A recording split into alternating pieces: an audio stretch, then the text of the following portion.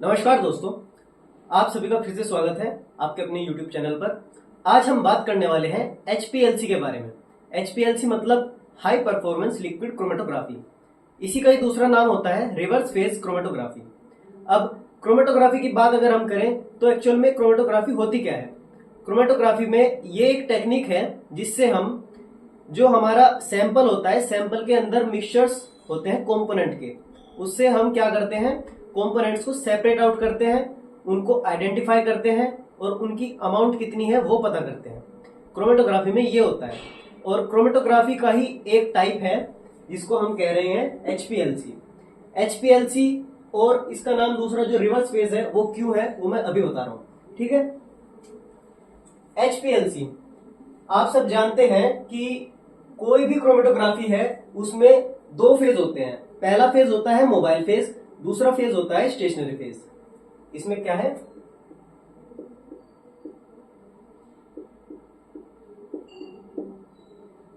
Mobile phase और दूसरा क्या है,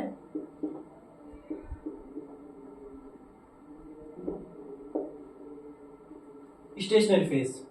ठीक, अब तक जो हम नॉर्मल क्रोमेटोग्राफी पढ़ते आए हैं उसमें हमारा जो मोबाइल फेज था, हमारा जो नॉर्मल क्रोमेटोग्राफी थी, नॉर्मल क्रोमेटोग्राफी में हमारा मोबाइल फेज था नॉन पोलर और हमारा स्टेशनरी फेज था पोलर। ठीक, लेकिन HPLC एक रिवर्स फेज क्रोमेटोग्राफी है।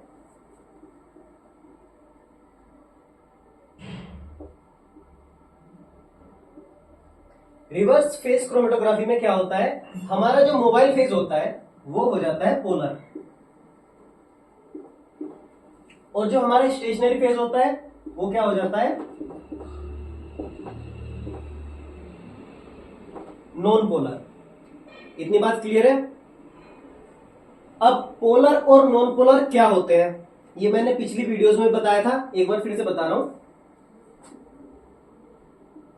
पोलर वो कंपाउंड होते हैं जो वाटर लविंग होते हैं।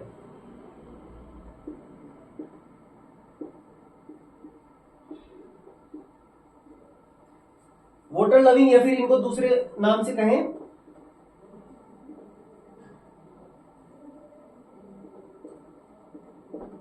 हाइड्रोफिलिक।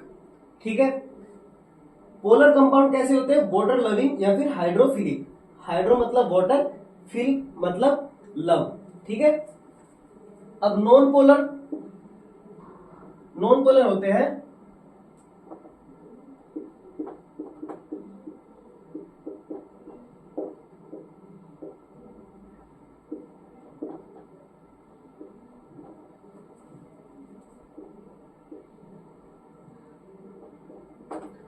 नॉन पोलर होते हैं वैसे कंपाउंड जो वाटर को डिसलाइक करते हैं, जिनका दूसरा नाम हम हाइड्रोफोबिक कहते हैं। हाइड्रो मतलब वाटर, फोबिक मतलब डर।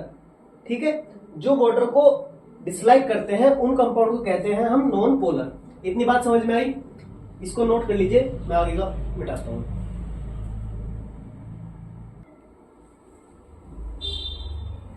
तो देखो बच्चों, हमने अब तक पढ़ा था कि HPLC क्या है। It is a technique to separate या फिर आइडेंटिफाई या फिर एनालाइज क्वांटिटी, क्वांटिटी या फिर क्या कहते हैं, अमाउंट।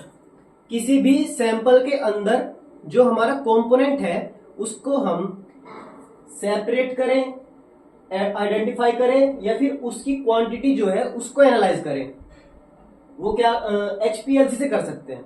ठीक है, अब HPLC based on polarity, HPLC जो है वो पोलैरिटी के ऊपर बेस करती है। ठीक, जैसे कि मैंने पहले बताया, मोबाइल फेज की पोलैरिटी और जो स्टेशनरी फेज था उसकी पोलैरिटी हमने वो देखी थी ना। अब इसमें HPLC में स्टेशनरी फेज होता है सिलिका एज यूजुअल। अब तक जितनी भी हमने क्रोमेटोग्राफी पढ़ी है उसमें हमने स्टेशनरी फेज को सिलिका यूज किया है, इसमें भी सिलिका यूज होगा। लेकिन नॉर्मल फेज में सिलिका नॉर्मली पोलर होता है।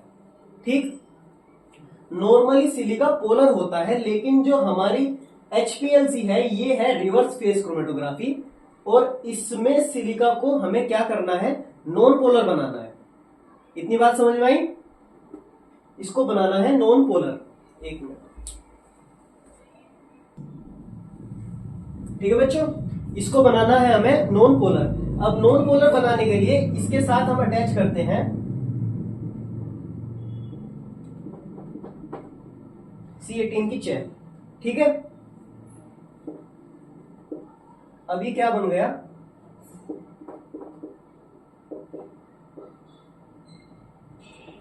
नॉन पोलर, ठीक है। इतनी बात समझ में आई? हमारा स्टेशनरी फेज हमें नॉन पोलर चाहिए था, उसके लिए हमने C18 इसमें ऐड किया, ठीक। अब मोबाइल फेज आपको बताया था पोलर होगा, ठीक। मोबाइल फेज कैसा होगा अब ये आगे देखते हैं, इतना नोट कर लीजिए।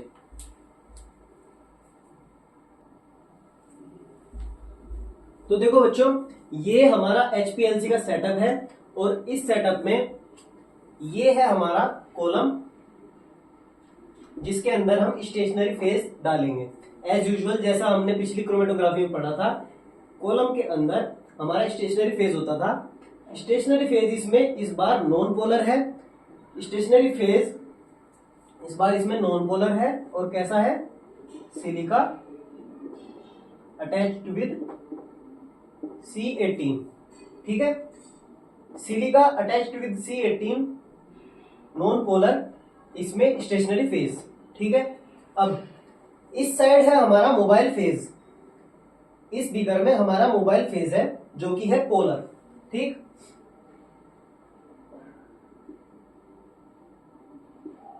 जिसमें हमारा 90% वाटर प्लस 10%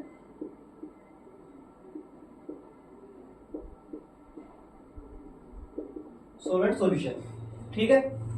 मोबाइल फेज में 90% वाटर और 10% सोलवेंट सॉल्यूशन, जो कि है पोलर हाइड्रोफिलिक, ठीक। यहां है हमारा सैंपल। सैंपल के अंदर कुछ कंपोनेंट्स हैं, सपोज करो A और B, दो कंपोनेंट्स इस सैंपल के अंदर है, ठीक है। A कैसा है, पोलर, B कैसा है, नॉन पोलर। इतनी बात समझ में आई? अब होता क्या है, इससे सैंपल सप्लाई होती है, सैंपल के यहां से, इधर से मोबाइल फेज, दोनों को मिक्स करके इस कॉलम से पास कराया जाता है। यहां लगा होता है पंप, यहां लगा होता है पंप, जो इसको हाई प्रेशर से पास कराता है। क्यों हाई प्रेशर से? क्यों, अब तक हमने देखा था और क्रोमेटोग्राफी में, जिसमें हम कैपिलरी एक्शन की वजह से देखते थे हमारा जो मोबाइल फेज था वो मूव कर रहा है, या फिर ग्रेविटेशनल फोर्स की वजह से हमारा जो मोबाइल फेज था वो मोशन में आ रहा है। लेकिन यहाँ ये इस सिचुएशन में है, तो इसको हम मोबाइल फेज को बहुत हाई प्रेशर से इससे पास कराएंगे। मोबाइल सॉल्यूशन प्लस सैंपल को हाई प्रेशर से हम इससे पास कराएंगे, ठीक है। हाई प्रेशर की वजह से, ड्यू टू हाई प्रेशर, इसका नाम HPLC कहलाता है। पहले इसका नाम क्या था, हाई परफॉर्मेंस, और इसको हाई प्रेशर लिक्विड क्रोमेटोग्राफी भी कहते हैं, ठीक है। अब इसको सैंपल को पास कराया, इसके अंदर हुआ क्या था, नॉन पोलर को अटैच करने का अपने साथ, ये बी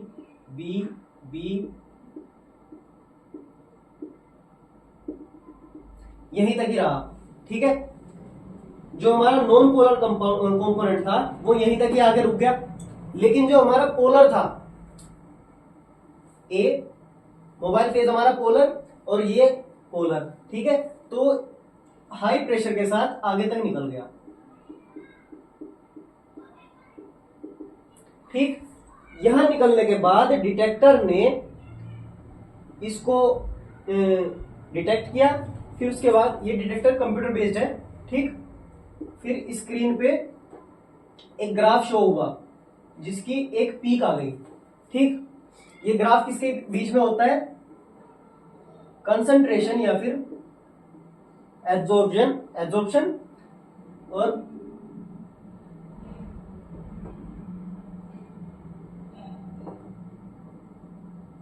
रिटेंशन टाइम। ठीक, यहां डिटेक्ट होने के बाद ये जो डिटेक्टर है एक ग्राफ प्लॉट करता है जिसमें एक पीक आती है। सबसे पहले आई ए की पीक। ठीक है, रिटेंशन टाइम क्या होता है? रिटेंशन टाइम होता है कि जो हमारा कंपोनेंट है वो इस कॉलम में कितने टाइम तक रहा। ठीक है, अब इस साइड है एब्जॉर्प्शन, इस साइड है रिटेंशन टाइम। हमारे पास ए की पीक आ गई। अब जैसे ही हमारा ए इसमें से खत्म हुआ, हमारा ए इसमें से खत्म हुआ, हमने सेपरेट आउट कर लिया। अब बचा क्या? बी।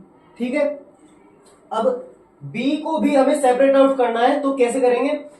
अब इसमें धीरे धीरे करके वाटर की जो कंसंट्रेशन है वो डिक्रीज करते हुए चले जाएंगे। ठीक है, इसमें धीरे धीरे करके वाटर की कंसंट्रेशन डिक्रीज हो जाएगी और इसकी जो पोलैरिटी थी, जो ये पोलर था ना, इसकी पोलैरिटी धीरे धीरे करके नॉन पोलैरिटी में चेंज होगी। जैसे ही ये चेंज होगी, इसके साथ ये लूज होने शुरू हो जाएंगे। पोलैरिटी चेंज होने के बाद लूज होने शुरू हो जाएंगे, फिर ये भी इजीली आगे पास हो जाएंगे। जैसे पास होंगे, डिटेक्टर इसको भी डिटेक्ट करेगा। फिर उसके बाद एक और नई पीक आएगी। फिर कुछ कंपाउंड्स की, कुछ कंपोनेंट्स की पीक सिमिलर होती है हमेशा, और उनको देख के हम उनके एरिया को निकाल के उनके कंपोनेंट क्या क्या थे उसको बता सकते हैं कि इसमें कंपोनेंट कौन सा था और कंपोनेंट कौन सा नहीं था। उनकी कंसंट्रेशन भी बताई जा सकती है। ठीक है, इतनी बात समझ में आई हो तो इसको नोट कीजिए। एक चीज नोटिस करना कि ये जो ग्राफ है, इस ग्राफ को कहते हैं